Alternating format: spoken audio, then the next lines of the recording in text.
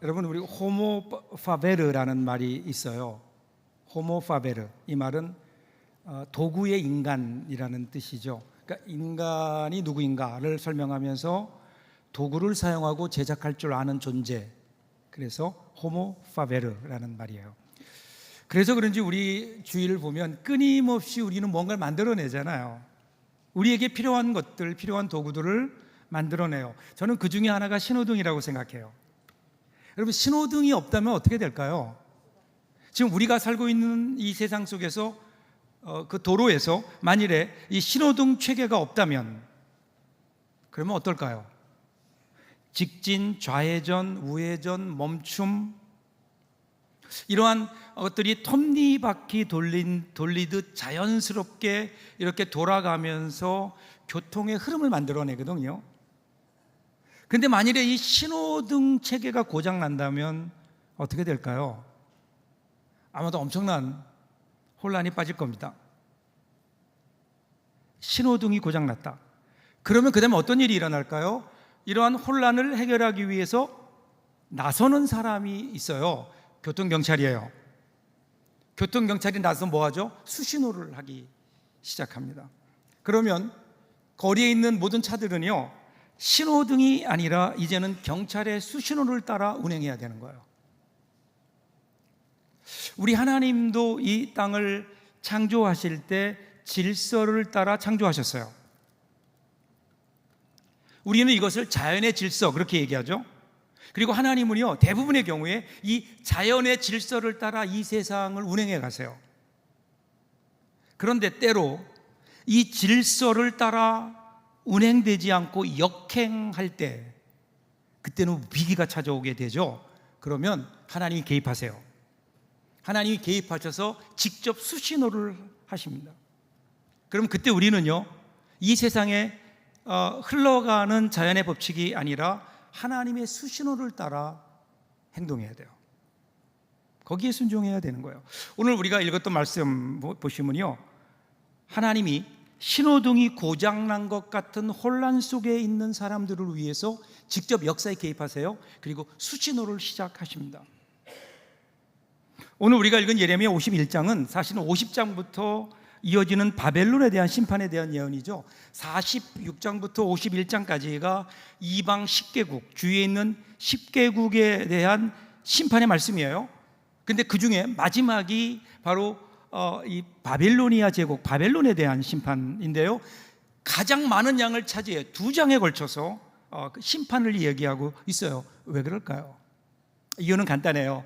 바벨론이 그만큼 많은 사람들에게 주목받고 있어요.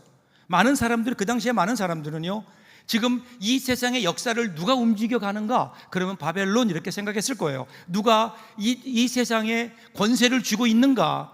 그러면 바벨론, 그렇게 바벨로니아 제국을 생각했을 거예요. 그런데 하나님은 지금 그 바벨로니아 제국에 대한 심판을 선언하시는 거예요. 그러면서 하나님이 누구이신가를 말씀하세요. 보여주시는 거예요. 바벨로니아 제국도 하나님의 심판의 대상일 뿐이다. 하나님은 예레미야를 통해서 이 하나님을 지금 선포하고 있습니다. 이 하나님. 자, 1절 한번 보세요. 여호와께서 이와 같이 말씀하시되, 보라, 내가 멸망시키는 자의 심령을 부추겨 바벨론을 치고 또 나를 대적하는 자 중에 있는 자를 치되, 계속해서 지금 바벨론에 대한 멸망이, 바벨론의 심판에 대한 말씀이 이어져요. 여기서 말씀하시는 멸망시키는 자가 나와요. 역사적으로 보면 페르시아 제국이고, 그리고 페르시아 제국의 고레스 왕을 의미할 수 있죠. 그런데 중요한 것은 하나님께서 이 사람을 어떻게 해요? 그 심령을 부추기신다라는 거예요. 바꿔 얘기하면 그의 마음을 움직이신다라는 거죠. 하나님은 이 세상 만물을 창조하셨고 모든 사람을 지으신 창조주세요. 하나님을 지으셨다. 이 말은요, 마음도 하나님이 지으신 거예요. 그래서 우리의 마음을 움직이시는 분 누구예요? 하나님이신 거예요. 하나님께서 이 땅의 역사를 일으키실 때 우리의 마음을 움직여서 이 땅에 하나님의 역사를 이루어 가신다고요. 이 하나님이 이제 드디어 일을 시작하신 거예요. 사람의 마음을 움직여서 새로운 일을 시작하세요. 이어지는 2절을 보세요. 내가 타국인을 바벨론에 보내어 키질하여 그의 땅을 비게 하리니 재난의 날에 그를 애워싸고 치리로다. 지금까지 하나님은 바벨론이라고 하는 나라를 도구로 쓰셨어요. 그래서 그 나라를 바벨론을 통해서 사실은 예루살렘을 하나님이 징치하셨잖아요. 그런데 이번에는요, 똑같은 방법으로 다른 나라를 쓰셔서 다른 나라를 도구 삼아서 바벨론을 심판하시겠다는 거예요. 여러분, 도구라는 거 아시죠? 도구는요, 무언가를 설치하고 수리하고 해체되는데 사용되는 거예요. 그리고 그 도구는 종류에 따라 쓰임새가 다르죠. 용도가 달라요. 그래서 이 올바르게 이 도구가 쓰여지려면, 그러면 이 도구를 잘 아는 기술자의 손에 있어야 되는 거예요. 그래야 거기에 목적에 맞게 잘 사용될 수 있어요. 그런데 같은 공구라도 기술자의 손에 있지 않고 만일에 흉악한 자의 손에 있으면 어떻게 될까요? 범죄의 도구로 사용되는 거예요. 똑같은 도구가 기술자의 손에 있을 때는 창조적인 일을 해내지만 흉악한 자의 손에 붙잡힐 때는 그때는 그것이 흉기로 변하게 되잖아요. 그러니까 지금 바벨론은 그전에는 하나님이 쓰시는 도구였다고요. 근데 바벨론이 그 선을 넘었어요. 이제는 하나님의 손을 떠났어요. 그러니까 어떻게 될까요? 흉기가 되는 거예요. 그러면 하나님은 그 흉기를 그냥 두실 수 없어요. 그래서 그 흉기를 치우십니다. 결과가 어떻게 될까요? 3절 4절 보세요. 활을 당기는 자를 향하여 갑옷을 입고 일어선 자를 향하여 쏘는 자는 그의 활을 당길 것이라. 그의 장정들을 불쌍히 여기지 말며 그의 군대를 전멸시켜라. 무리가 갈대아 사람의 땅에서 죽임을 당하여 엎드려질 것이요 관통상을 당한 자가 거리에 있으리라. 하나님이 바벨론을 치셔요. 심판하시는데 일말의 측은지심도 두지 않겠다는 거예요. 하나님의 분노가 나타나요. 2절에 보면 곡식을 키질하듯, 그리고 좀 뒤로 가시면 25절에 보시면 바위에서 굴리신다. 그래서 불에 탄 산처럼 처참하게 될 것이다. 이렇게 말씀하세요. 그리고 그동안 바빌로니아 제국이 그렇게 자랑하던 무기와 갑옷도 소용이 없을 거다. 갑옷도 무용지물이 되어서 관통상을 당하게 될 것이다.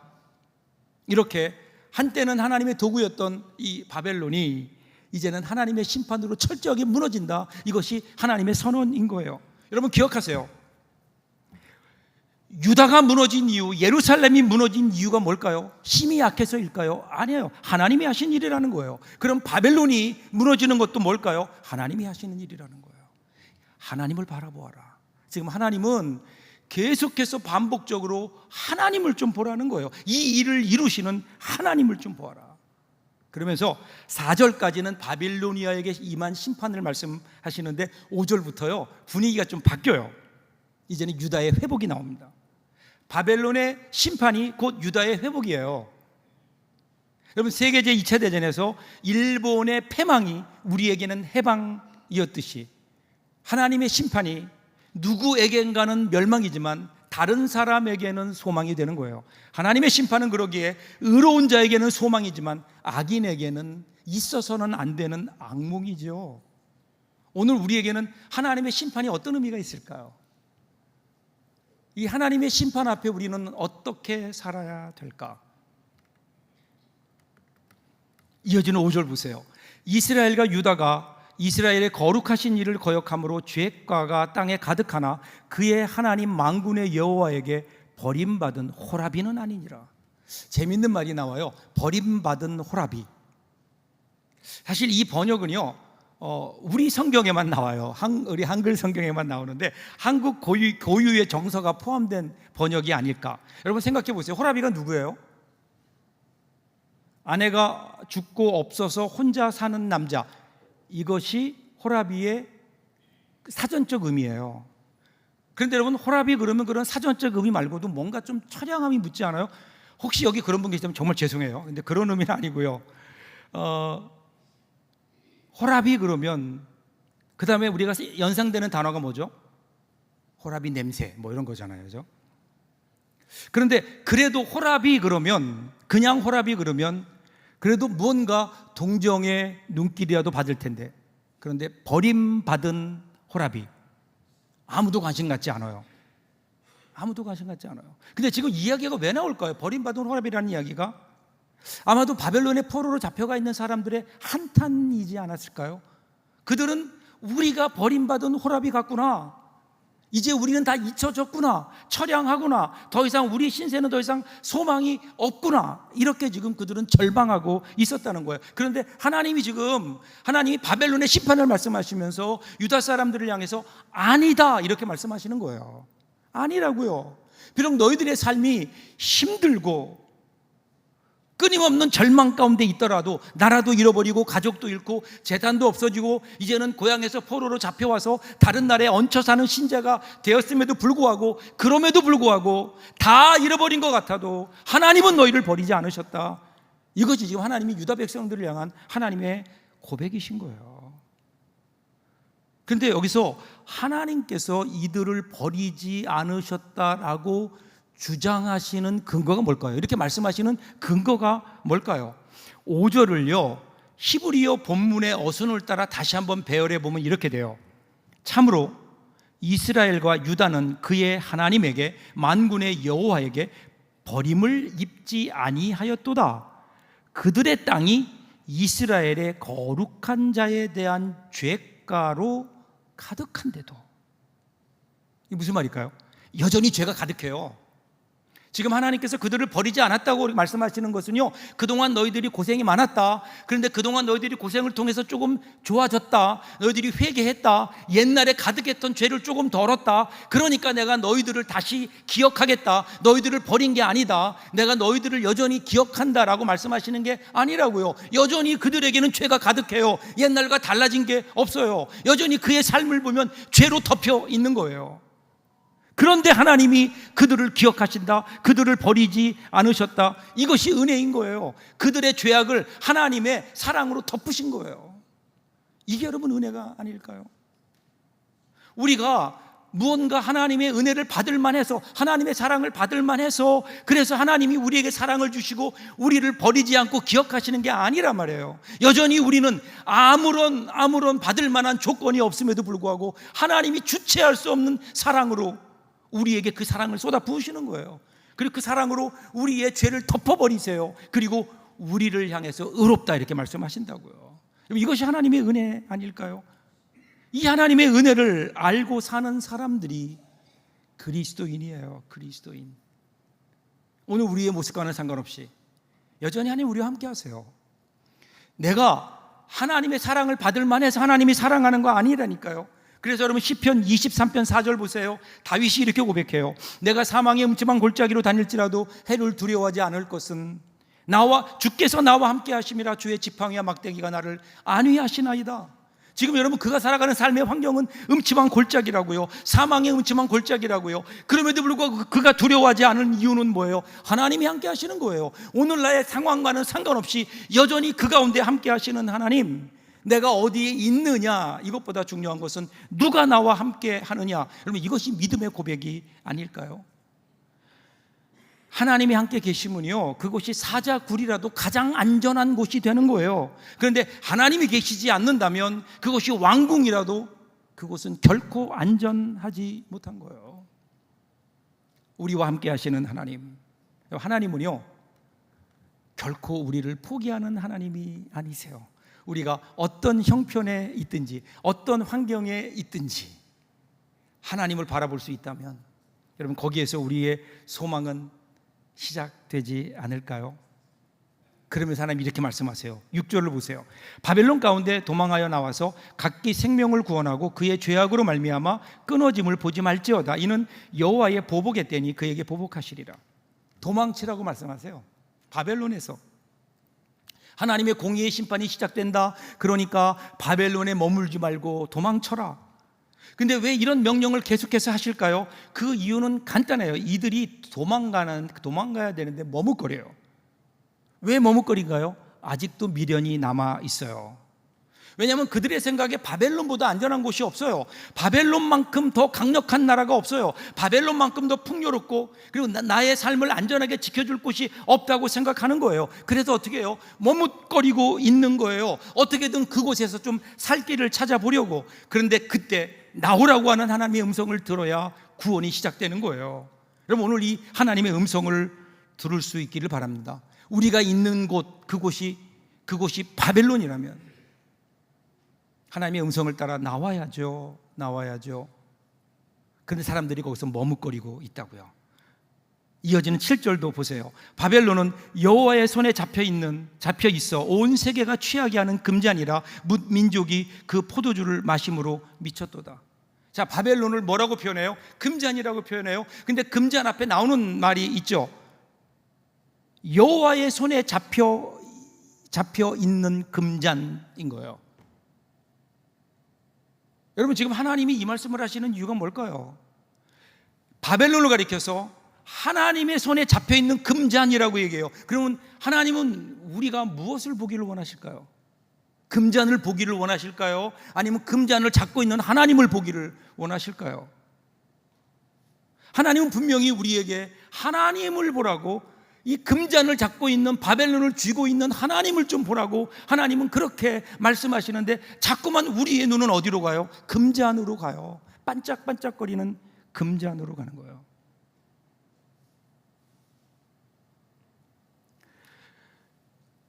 견지망월이라고 하는 단어를 아시나요?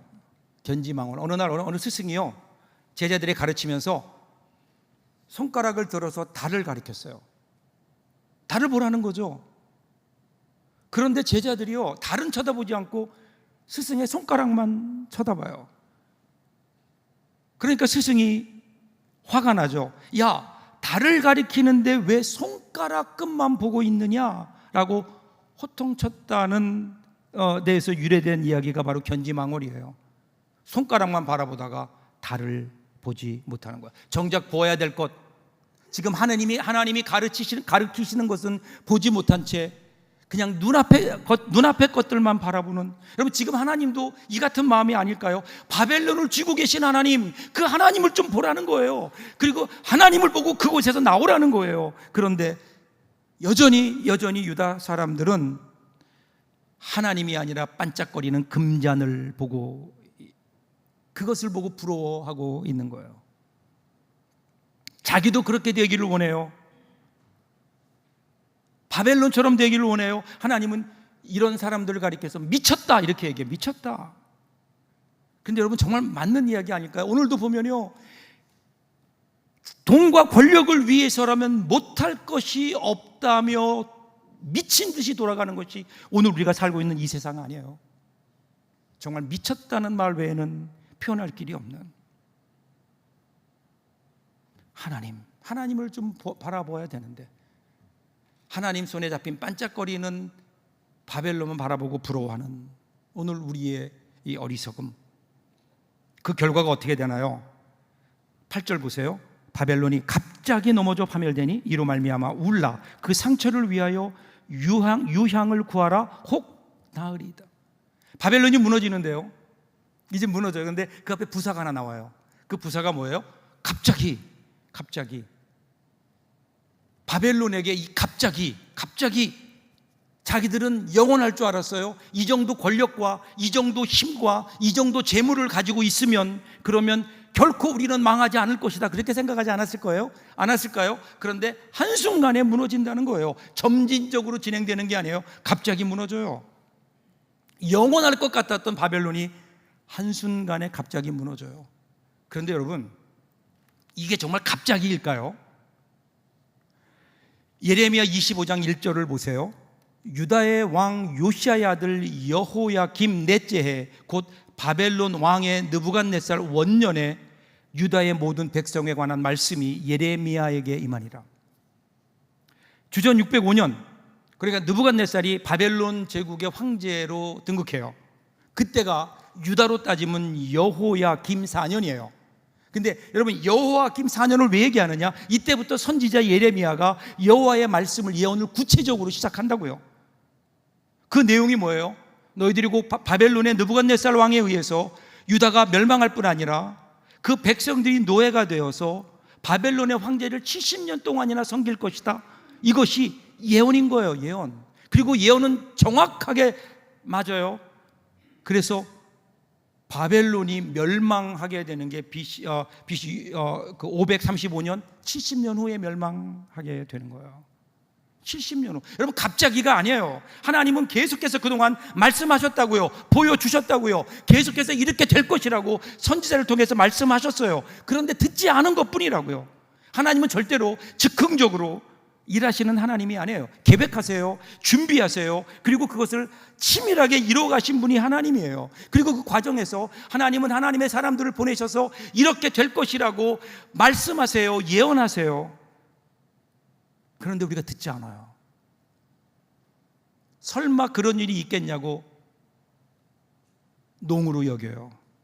그러다가 어느 순간 갑자기, 사랑하는 여러분, 하나님은 오늘도 우리에게 말씀하세요. 이 음성 들어야 돼요. 안 그러면 우리에게도 갑자기라는 사건이 일어나요. 그러면 우리에겐 불행이에요. 하나님의 음성에 귀를 기울이세요. 그런데 여러분, 이 갑자기가 바벨론 사람들에게는 불행이었는데 유다 사람에게는 소망이에요. 유다 사람들에게는 전혀 다른 의미가 있는 거예요. 갑자기, 어느 날 갑자기 그들에게 해방이 찾아왔어요.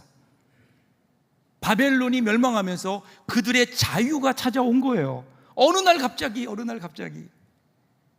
여러분, 우리는 지난 주간 광복절을 지냈어요. 광복절이 어떻게 우리에게 왔는가? 우리들이 분명히 기억해야 될 것이 있어요. 뜻으로 본 한국 역사라는 책에 보면요, 8.15 해방을 이렇게 기록해요. 연대표 유예는 36년 이것만 느낌으로는 360년도 더 되는 것 같았다. 아무도 그 종살이의 끝이 오리라고는 예측을 하지 못하였다. 그러던 것이 1945년 8월 15일 갑자기 해방이 되었다. 이 나라가 해방될 줄을 미리 안 사람은 하나도 없다. 아무도 모르는 것은 아무도 꾸민 사람이 없기 때문이다. 사람이 꾸미지 않고 온 것은 하늘의 선물이다. 이것은 하늘에서 직접 준 해방이다. 아무도 여기에 대해서 공로를 주장할 자가 없다. 여러분, 우리 광복을 위해서, 우리 해방을 위해서 우국지사들의 수많은 고초와 고생이 있었어요. 우리의 독립을 위해서 싸웠던 독립지사들이 많이 분명히 그들의 애씀이 있었어요. 우리 분명히 인정해요. 또한 성도들이 알게 모르게 얼마나 많이 눈물로 기도했을까요? 그러나 결정적으로 우리 조국의 광복이 온 것은 하나님이 우리에게 허락하신 선물인 거죠. 바벨론을 심판하심으로 유다가 해방을 선물로 얻었듯이 2차 대전의 주범인 일본을 심판하시는 그 하나님의 그 심판의 섭리 가운데 우리 조국 대한민국이 광복을 얻었잖아요. 그래서 여러분, 해방은 하나님의 은혜예요. 여러분, 좀 은혜를 잊지 않았으면 좋겠어요. 우리는 광복절을 지나면서 여러 가지 많은 불협화음이 있었잖아요. 그런데 그때 우리들이 기억해야 될 것은 오늘 우리에게 이 귀한 광복의 은혜를 허락하신, 해방의 은혜를 허락하신 하나님의 은혜에 감사하는 우리 민족이 되어야 되지 않을까요?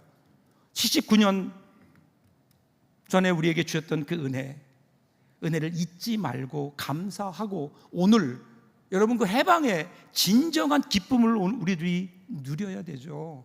그래서 마지막 10절 보세요. 이렇게 오늘의 예언이 정리돼요.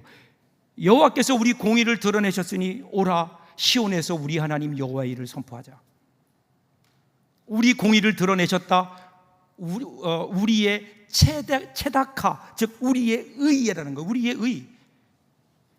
여러분, 우리의 의? 우리가 누구죠? 유다 사람이에요? 유다 사람이 의로웠나요? 아니에요. 유다는 하나님을 거역했고 죄가가 땅에 가득했다 그랬어요. 그런데 여기서 우리의 공의가 드러났다는 건 뭘까요? 유다 백성들의 의가 아니에요. 하나님이 의롭게 하신 거라고요. 하나님께서 그들의 죄를 하나님의 사랑으로 덮으셨어요. 은혜예요. 이것이 이스라엘 사람들이 하나님의 의를 선포해야 되는 이유가 여기 있는 거예요. 내가 이룬 게 아니라고요. 내가 한 것에 대한 대가가 아니라고요. 나와는 상관없이 하나님께서 나에게 주신 선물이기에, 그래서 우리는 어떻게 해요? 그 은혜를 선포하고 찬양해야 되는 거예요. 사랑하는 여러분, 유다 사람들만 그 은혜를 입었을까요? 아니에요. 사실 오늘 우리는요, 유다 백성들이 누린 은혜보다 훨씬 더 큰 은혜를 누리지 않았을까요? 왜냐하면 우리는 예수 그리스도를 통해서 우리를 의롭다 하시는 하나님의 은혜를 입었기 때문에 그래요. 예수 그리스도의 십자가로 말미암아 죽을 수밖에 없는 우리, 그 보혈로 우리의 죄를 덮어주시고 우리를 의롭다 하셔서 우리를 하나님의 백성 삼아주시고 천국 시민으로 삼아주신, 영원한 하나님 나라의 상속자로 삼아주신 이 하나님의 은혜, 나와는 전혀 상관없이 예수 그리스도의 십자가를 통해서 이루어진 이 은혜가 오늘 우리 가운데 우리에게 구원의 은혜로 흘러 들어왔잖아요. 그러면 어떻게 해야 될까요? 우리도 선포해야죠. 선포해야 돼요. 여러분, 왜 성경이 이렇게 하나님의 일을 선포하라고 하는 줄 아세요? 이 선포라는 것은 한 번만 외치고 말라는 게 아니에요. 계속해서 선포하라는 거예요. 그래야 잊어버리지 않아요. 우리는 너무 쉽게 잊어버려요. 왜 그런 줄 아세요? 내가 한 일이 아니라 그래요. 내가 구원을 위해서 아무것도 한 게 없다고요. 하나님이 나에게 죄로부터 해방된 하나님의 자녀가 되는데 내가 한 거라고는 아무것도 없어요. 어느 날 하나님의 은혜가 그냥 우리 가운데 온 거예요. 전적인 하나님의 은혜이기 때문에 우리가 자꾸만 잊어버려요. 그래서 어떻게 돼요? 오늘 우리 모습 보세요. 우리가 해방을 하나님이 우리에게 선물로 주셨는데 오늘 우리는 그 해방을 누리고 있나요? 우리는 어쩌면 빈곤으로부터는 해방되었는지 모르지만 또 다른 물질주의의 포로가 되어버렸어요. 우리가 가난으로부터 해방되었는지 모르지만 빈부격차의 사슬에 묶여서 그 누구도 행복하지 않아요. 우리는 무지로부터는 해방되었는지 모르지만 교육 격차가 심화되었어요.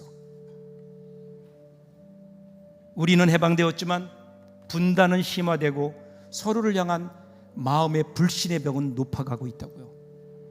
왜 이렇게 되었을까요? 여러분, 이유는 간단해요. 하나님의 은혜를 잊어버렸어요.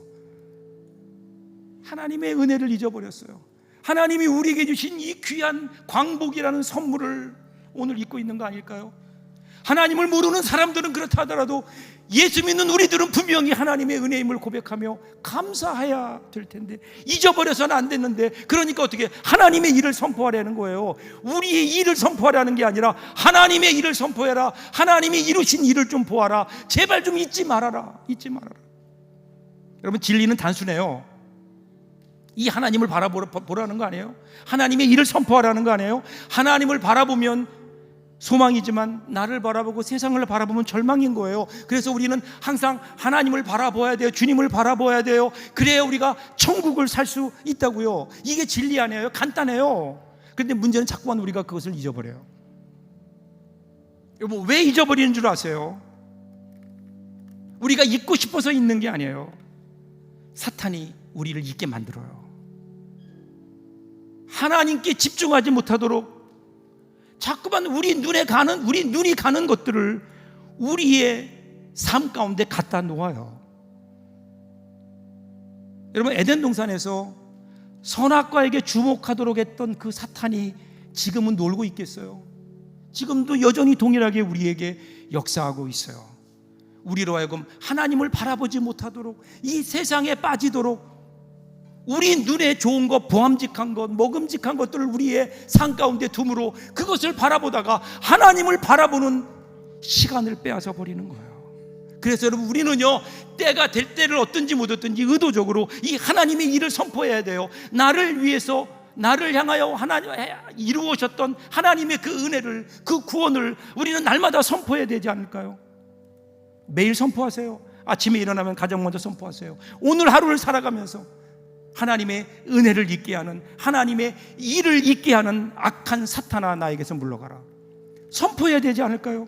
그리고 오늘도 우리의 삶 속에 역사하시는 그 하나님을 찬양해야 돼요. 이렇게 선포할 때 이 선포를 통해서 하나님은 오늘 우리 가운데 일하시지 않을까요? 과거의 하나님이 아니에요. 그냥 과거에만 우리에게 구원을 허락하신 하나님이 아니에요. 그 하나님은 오늘도 동일하게 우리 가운데 역사하시도록 그 하나님을 찬양합니다. 나의 삶 가운데 오셔서 또 한 번 하나님의 일을 이루어 주옵소서. 이렇게 선포할 때 우리의 삶은 분명히 달라질 겁니다. 이 하나님의 놀라운 일을 이루며 살아가는 저와 여러분들 될 수 있기를 주님의 이름으로 축복합니다. 기도하겠습니다.